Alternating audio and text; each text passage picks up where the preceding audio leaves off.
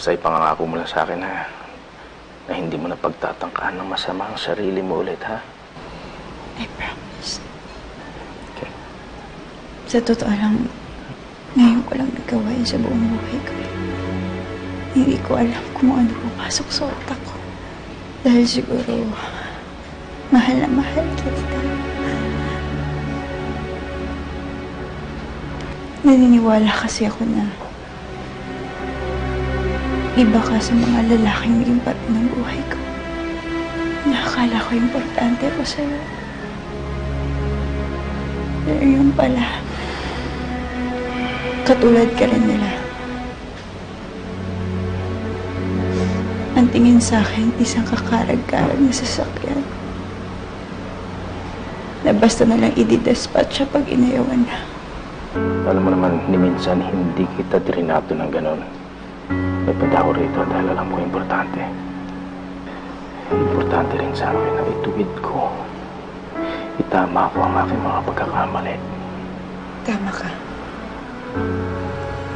Isa nga lang akong pagkakamali. Pagkakamali na hindi dapat balikan.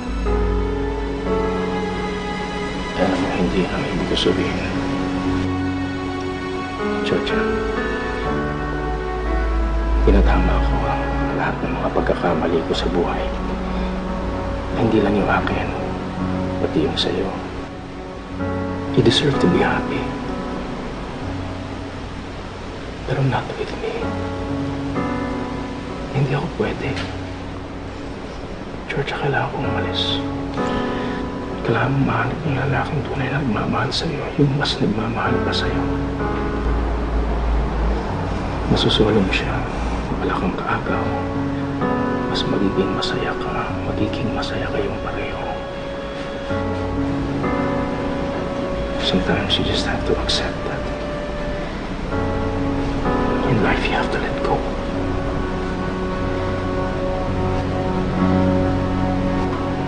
Georgia, sana maintindihan mo.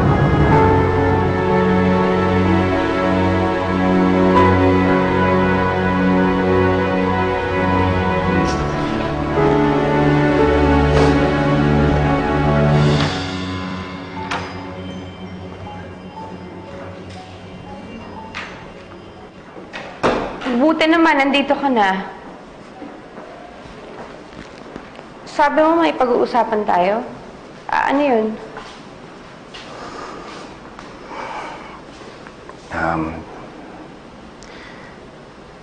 Emma, listen to me, okay? Meron akong gusto sabihin sa'yo.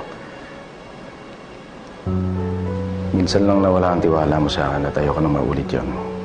At nangako naman ako, hindi na ako magsisinungaling sa'yo. Kaya naman kahit sumama ang loob mo, meron akong pagtatapat sa'yo. Ano yun?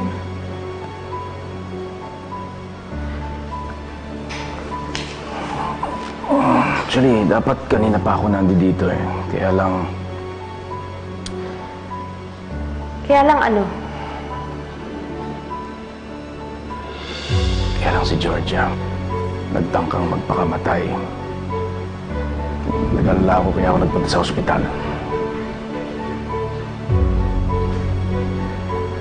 Nag-alala ka? O pinuntahan mo dahil mahal mo na rin siya?